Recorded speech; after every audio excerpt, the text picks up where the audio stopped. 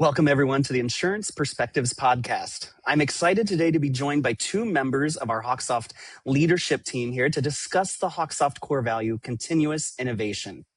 We have Sean Hawkins, President, Co-founder, and Chief Product Officer. Hello. And Matt Aman, Chief Technology Officer. Hey, everyone.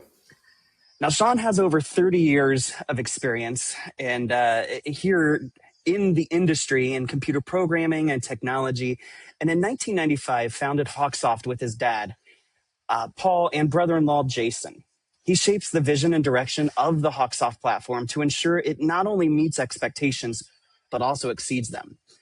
Matt joined the HawkSoft team in 2019 and became the Chief Technology Officer in 2023. His focus at HawkSoft is on the how, behind the platform's architecture and the future technical innovations. Sean and Matt were integral parts in the creation of the HawkSoft Cloud platform, and we surely appreciate their dedication to the independent agent. If you're looking to learn more about HawkSoft's history of core values, we encourage you to listen to our episode that concluded Season 2 of the Insurance Perspectives podcast. We'll put the link in the show notes. The focus of today's podcast is continuous innovation. So Sean, can you give us a little bit of background on core values here at HawkSoft, why they came to be, when they came to be, and really kind of focus into that core value that we're talking about, continuous innovation? You know, I can't remember, it's been a number of years, 15 years ago probably, that we realized that our culture here at HawkSoft was very unique. As we continued to grow, we wanted to be able to share that with new employees as they came on and be able to really put in writing what made our culture different than other places that we've all worked. And so we actually worked with a bunch of our longtime employees and brainstorming with them, and actually had some different breakout groups and came up with those core values. This particular core value used to be called focus on the solution. And originally, it made a lot of sense, but as time went on, we realized that core value actually was not correct. We tended to focus on a solution, and there was no problem that it was solving, which is not what you want with technology. And so we even talked about changing this to be a focus on the problem, but that, in and of itself also doesn't have the right ring to it. HawkSoft, the core management system, has been around since 1998. It started in DOS, we ported to Windows, and that Windows product we just continued building from about 2001 and for 20 years, building on the same platform. Of course, with the cloud and with all of these new technologies that are out there, we realized that we were falling behind, even though we were adding features, but it's becoming harder and harder to add features. And that really led us into looking at this core value, realizing that we had, in a sense, stopped innovating on our core technology. We were still adding features, but the core technologies that ran everything, we had stopped innovating on that. And we really needed to get back to being a company of innovation and innovating on our products, so our product continue to evolve as technology changed. And so that's really where this core value came from, is just because something isn't broken doesn't mean we can't make it better. And the adage, if it ain't broke, don't fix it, really should be, that adage should be thrown out the window. Just because it's not broken doesn't mean it can't be made better. And that's what really this core value is about, is innovating in whatever sphere we're in, whether it's software or whether it's a process, whatever that process is, that we can improve upon it. I like how you mentioned that, though. There, we're a tech company, and of course, we always tend to think, or people tend to think, that continuous innovation is always a thing for tech companies. They always have to innovate and continue to drive forward and things. But when you focus on the processes and the other things, I mean, we have our implementation team, we have our service team and support teams and stuff, and so we're always looking at those processes as well, just to make sure that we're innovating those. So it's across the board, not just here at the tech. When you're thinking of a tech company, the tech side of things. And so that kind of leads into this question then: how does continuous innovation come through the day-to-day life here at HawkSoft? Several years ago, I saw this great TED Talk on leadership. And it has to do with the concept of a submarine captain that dictates everything that happens on his ship. And in this particular case, he was transferred to a new submarine, and he was not familiar with the submarine. He realized that he could not dictate everything that happened because he didn't understand everything that happened, and he had to be deployed very quickly. And so he had to rely on all of his staff to make decisions.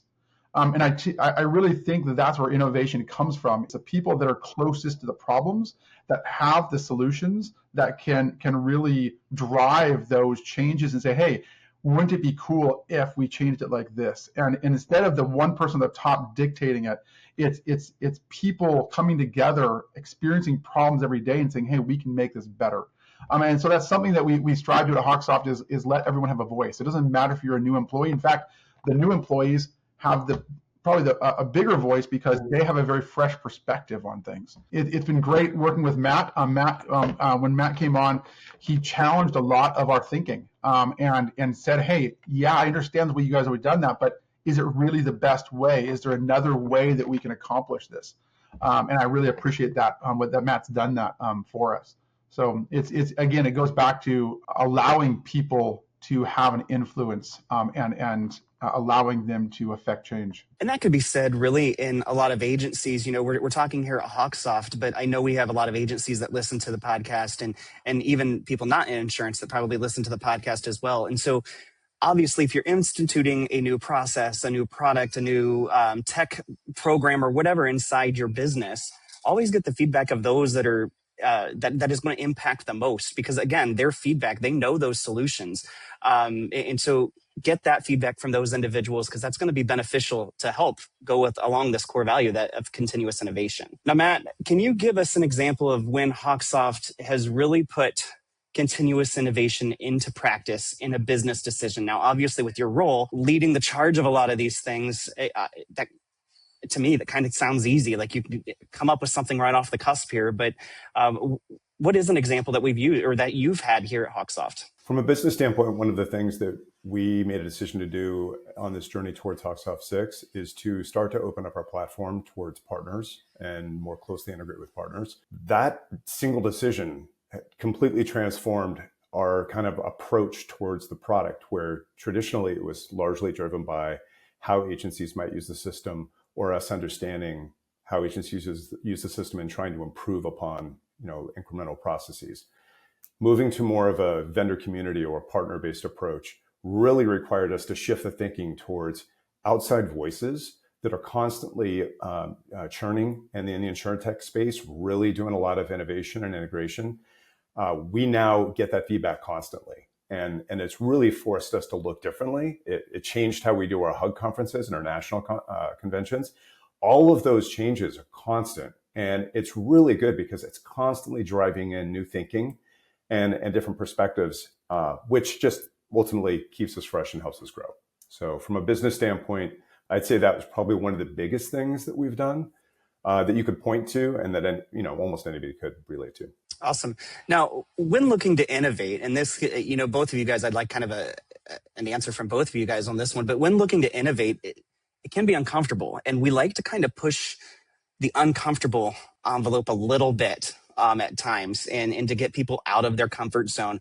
So how do we embrace that uncertainty and push forward the team as a company with looking to continue to innovate? My wife was with my dog at the library the other day, and they sent me a text of my wife holding up this book, and the book says, "Embrace the suck." And that really is focused on that change is hard. Change is hard for a lot of people. About a year ago, I switched over to using the new Outlook. And I know many of our customers are still using the legacy Outlook.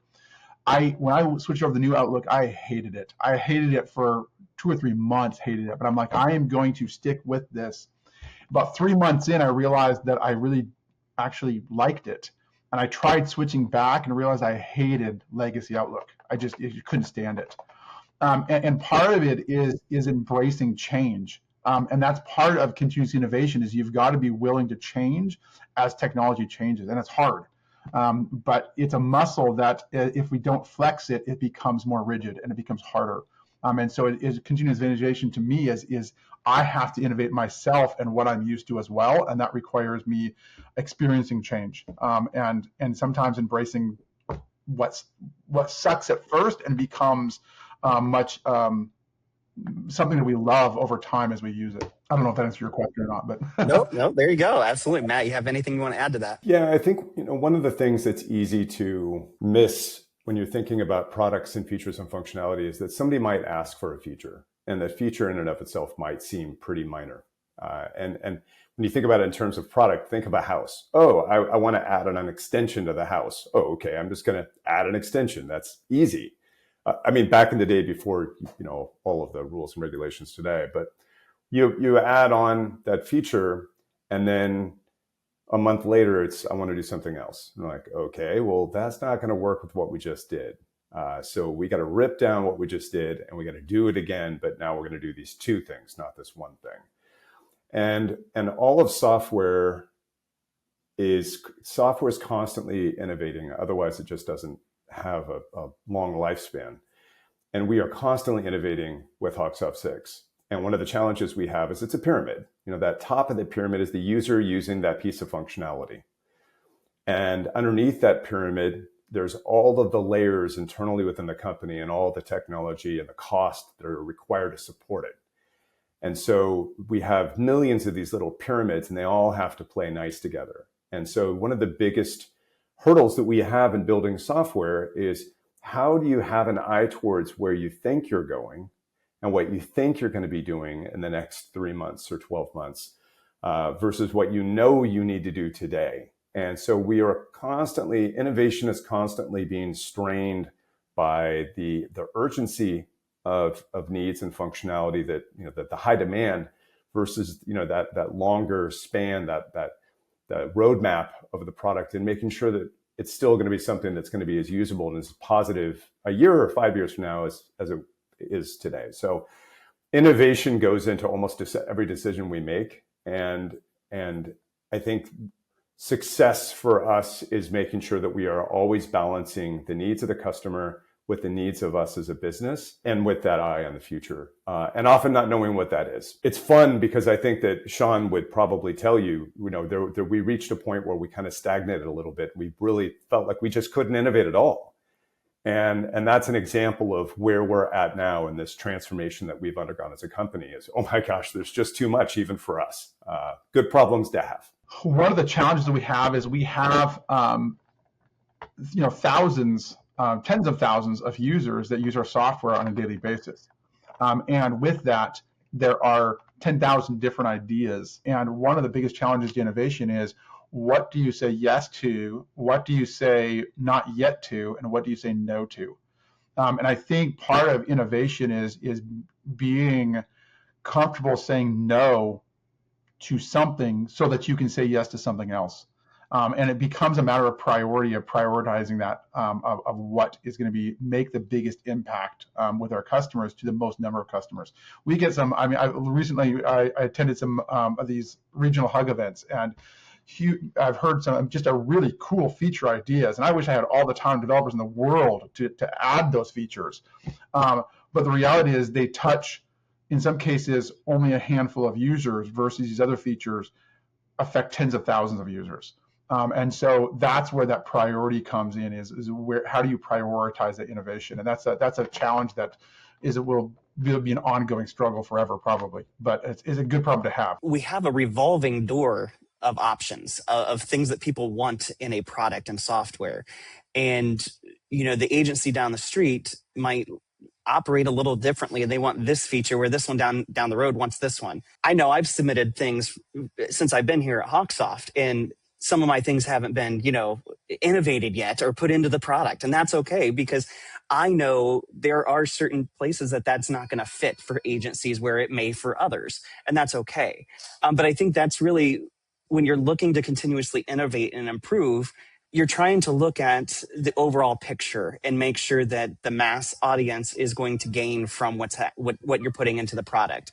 And that's where I think our users specifically always, upvote items, or when they're talking at conferences and things like that, putting the ideas out there and gaining momentum behind it, because that is what drives a lot of the innovative tasks here at HawkSoft. I recall Billy Williams always says something along the lines of, when you're trying to build something, and Matt, you alluded to it, building a new product, moving to the cloud infrastructure, that was huge. And I remember, there were times where we said at HawkSoft, we weren't going to go to the cloud. But it came to a point where we had to innovate in order to stay alive and continue to grow and build a product that was going to be viable. And I always remember Billy Williams asking a question one day in a conference saying, hey, where do you start when you're building a building or a house? Where do you start? And everyone kind of announced the foundation. And he goes, you're wrong. It's not the foundation that you're doing. You got to clear the ground first. You got to like remove all of the dirt, the grime, everything else to get it to where it needs to go. You got to prep. And I'm going to take it a step further. You really have that plan in place first. I mean, that plan and that process for what all is going to be into that product or how we make those decisions to innovate is key. And I think you guys have done a fantastic job at getting to that point of making sure people are heard and we have that constant flow of resources, that constant flow of recommendations that help build that process here at HawkSoft. So thank you guys and hats off to that. So how is HawkSoft's focus on the core value this core value specifically, going to benefit its customers in the future? We've really kind of alluded to that in a lot of our conversation today so far, but is there a specific thing that you think is going to benefit the customers in the future with really focusing on innovation here? One of the things that was the biggest challenge, setting aside all the technical stuff, the biggest challenge we had in moving to HawkSoft 6 was we tried to reimagine a lot of functionality that was in 5. And we have a very seasoned team of product owners, Sean, who's nurtured this product from the ground up. And so part of the challenge of innovation is there's always a risk that you're gonna, I don't want to say miss the mark, but you're going to try to implement features and functionality, or you're going to try to innovate in a way that feels like it's the right way.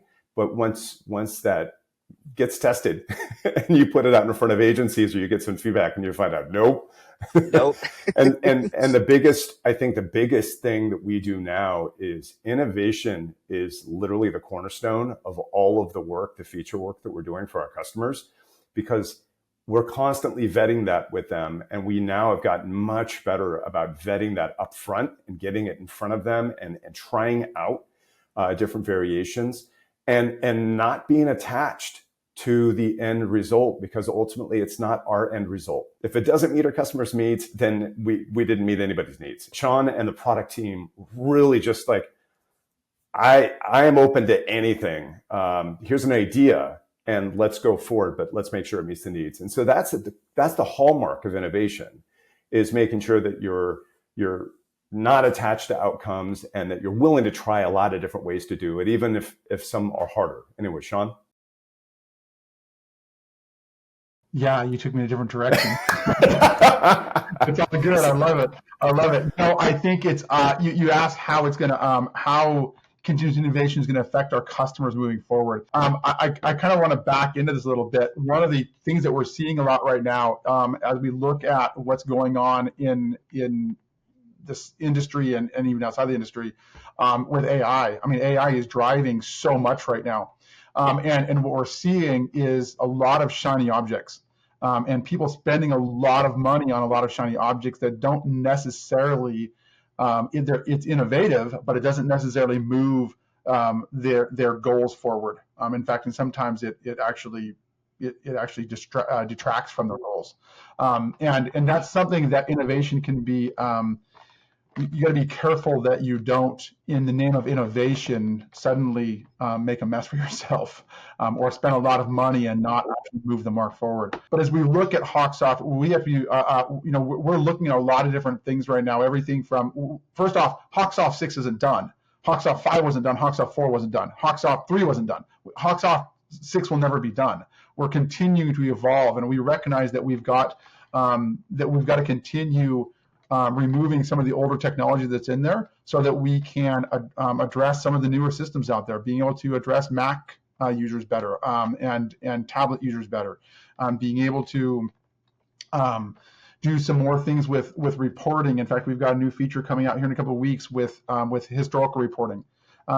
But again, and we can go through all those features, and that's not, I think, the point of this podcast. It's about innovation, but it's continuing to look at the future, and again, looking for those things that as Matt said, that will help our users to be more efficient and really move the mark. They're not just shiny objects; they actually make a difference. And I think that's we can't lose sight of that. Michael, if I may, you had asked a question earlier, and I don't think that we really addressed this, but one of the things that a lot of people don't know is like, how do things work internally at HawkSoft, or how does the sausage get made? And one of the things that's interesting is, if you think of an agency might advocate for features and functionality, and so they may talk to a customer support specialist, they might talk to any number of different people within the company, but eventually it'll get to a product owner. That product owner will try to advocate for this functionality, and oftentimes that, the barrier is an engineer saying, no, you can't do that. So one of the things that we try to do, it's kind of an unwritten rule, is that we don't ever want to be put in a situation where we build something to where we have to say no. And so what we're always trying to think about and challenging our approach and innovating is making sure that we don't create false or unnecessary barriers, or don't create so much friction as part of the internal process, so that we don't become the roadblock. And engineers are just like insurance agents. This is how I do things. This is how I do things every day. And somebody else is doing it different, and that's not the way to do it. Or you've got conflicting, approaches to how they might go about their business. And we have the same challenge internally with our own staff. And so a lot of what we have to do, what Sean and I have to do, is constantly push, not really from a top down, but more from a bottom up, keep everybody uncomfortable and say, it's okay if we have to redo this. It's okay if we have to start over again. Don't grow complacent. Don't get comfortable. Again, innovation, the nature of the word innovation kind of prohibits you from getting complacent, from getting really too comfortable. And so I wanted to kind of hit on that a little bit, because that's been a big change for us internally within our department. And there's so much, just everybody has a voice. And so that empowerment and that push has been integral for us in the last few years. So anyway, sorry. No, I appreciate that, because actually that's kind of where I was going to go after you and Sean both answered that last question. There was kind of really talk about that a little bit, and I like the fact that we have changed internally a lot over the course here to move away from that phrase, no, it can't be done, or even, I guess, reimagining the phrase and saying, okay, give me the case study here. Why? Why do you need it to do those features? Why do you need it to function like this? How is this going to help you in your agency? How is this going to help you in your E&O? And so answering those why and how questions, I think, really gets the agency or those that are making those recommendations to think a little bit more, rather than just saying, hey, it'd be really nice if this box was in this location rather than over there. Give us the real reason as to why that's the case. And so I thank you for explaining that a little bit and picking up where I was going to go with that too. So we talked a little bit about features here. And one of the last questions I have here for you, obviously, like Sean mentioned, HawkSoft 6 isn't done. HawkSoft 5 wasn't done and 4 wasn't done. And I kind of laugh every time I hear HawkSoft 6, because there's going to be a time where we're not going to have a number to it, because it's going to continue to innovate all of the time. We do almost weekly releases and stuff like that to add new things into the product. So on the horizon here, what is a feature or something inside the product that you are excited about, or that you're willing to, I guess, announce? I'll put it that way. I think we're both doing the same thing internally. Exactly. Exactly. I'll mention. Sorry, I don't steal everyone's thunder here, Matt. I don't know if you're. But there's three features that I'm really excited about. But one, we've got historical reporting right around the corner, and we've actually beta testing it in several agencies right now, and we're getting ready to release that. That's been a huge initiative. It's something we wanted to do back in HawkSoft 5, but because of the technology we're using in HawkSoft 5, that report would have taken, in some cases, a day to run, which now is seamless, and it's awesome. And it's actually been cool to kind of dive into this a little bit, but it's been cool to watch Matt and his team go through and start with one concept of how to do historical reporting and watch it evolve and get better and better and better. I just remember one day Matt's going, hey, you got 20 minutes? I got to show you this. This is so cool. And just to see that evolution has been phenomenal. Another one that we're actually playing with right now is reimagining search and going to more of a Google style search where there is literally just a prompt. And you can type in and get a list of customers. That's something that we get a lot of feedback on right now is, I try searching for a business name with an apostrophe. Does it have an apostrophe? Does not have an apostrophe? Is there a hyphen? There's not a hyphen. Is there a period in there? There's not a period. And right now you have to be very explicit on some of those things. And this removes a lot of those constraints, which is really cool. The other one that initiative that we're really getting started on that is going to be a huge game changer for us is automated workflows. And it's basically the idea of that when a task is done, a new market is done, it triggers another task. And that task can be for a different person. And so the idea of having these automated tasks that automatically trigger, so you can set up workflows in your agency so that if you've got VAs or other people that are in the process, it'll automatically move that process along. And there's some really cool things we're going to be able to do with that. But that's something that the product owners have been spending a lot of time working with customers and getting all the stories in line. And we're going to be kicking off here shortly internally. Of course, you guys won't see that for months to come, but it is something that we're working on that's on the horizon. Awesome. Matt, did he steal all your thunder, or is there anything else? No, actually, awesome. I wanted him to be able to talk about those. There's two areas I am most passionate about. One is HawkSoft prior to HawkSoft 6 was basically enterprise software. We shipped it, it was on you. And we did have hosting partners, but with HawkSoft 6, we've taken on the lion's share of the burden of the technology, the operations, the cost. And one of the things that it's easy to overlook is, why does software cost as much as it does? Like, why do our seats cost what they do? And the more features, the more functionality, the more agencies for us means more staff, more scale, more support. The biggest challenge we have, and where innovation comes into play internally, is how do we keep the costs under control? How do we keep the system costs, the staffing costs, the support costs, all of the things that go into all the little concentric rings that go around that product, make that product viable? And so we're constantly thinking about how to get more tooling so that we don't have to have a significant increase in, say, support staff.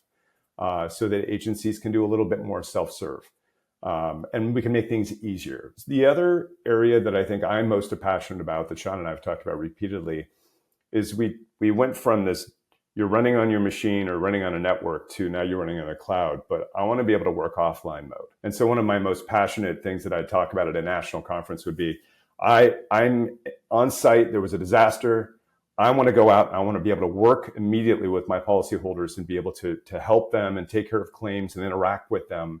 But I can't do that, not completely. And if I don't have cellular, if I don't have Wi-Fi, I may not be able to help them at all. And so I'm back to the oldest technology, very reliable, but pad and pencil is not necessarily the ideal. So being able to think of like an offline mode where you can sync and you can pull the information you need when you need to. That ability to take HawkSoft with you wherever you go on almost any device, regardless of whether or not you have connectivity. And that's, I think, a passionate area of mine from a product standpoint. Otherwise, I try to leave most of the product stuff to Sean and his team and try not to say no. That's awesome. It's funny. You mentioned, though, well, both of you kind of alluded to it, the legacy platform that we had a little bit there. I remember, some people know I was in an agency prior to, and I still remember the version that we signed on to was HawkSoft 3.14. And so I remember having to fill that out when we would go to Ivans or down to our carriers, and they're asking what version of HawkSoft we were on. And I just... 3.14 is the version that we launched on back in 2012. So it's kind of funny to see all of the iterations over the years and now where we're at. So yeah, Sean, go ahead. A couple other things that we get asked a lot about is AI and implementing AI into the product. And we've got an initiative right now of 3 different integrations with AI that we're looking at. And we keep coming up with other ideas as well, but it's something that we're looking at moving forward on our how can we implement AI responsibly, without exposing customer data to the world, and without driving up costs excessively as well. But also making sure that, one of the things we see with AI is that it's really, really powerful, but it's also sometimes not very accurate. And we see that over and over. And so it's just trying to making sure that we are being responsible in rolling that out. But that is something that is very front and center as well, that we're looking at. We were talking about, or I was at a conference a couple of weeks ago where they were talking about AI, and there were a lot of people were saying, "Hey, I'm uncomfortable with AI. There's this about AI I don't like," and like you allude to, there's sometimes it's not accurate. And the speaker said, we've used AI for many, many years. He said, you open up your cell phone and you start typing a text message, and there's predictive text. It gives you 3-4 words underneath it that says, hey, which one do you want to pick? And he said, sometimes if you choose the wrong word, it means something completely different than what you were trying to get toward. And so it's interesting because we have been using AI. It's just obviously refining it and making it work for us. And I think it's awesome that we're looking at those types of things, and as well making sure that we are good stewards of the data that are out there and stuff like that as well. Well, thank you guys. I think that's a great place to conclude this final episode of season 4 of the Insurance Perspectives podcast. We're going to take a break in December, and we're going to return in January with season 5 of the podcast with a new host as well. Thank you for listening to today's podcast. For the best way to contact today's guests, click the episode description below. We appreciate you listening and hope you join us next time on the Insurance Perspectives podcast.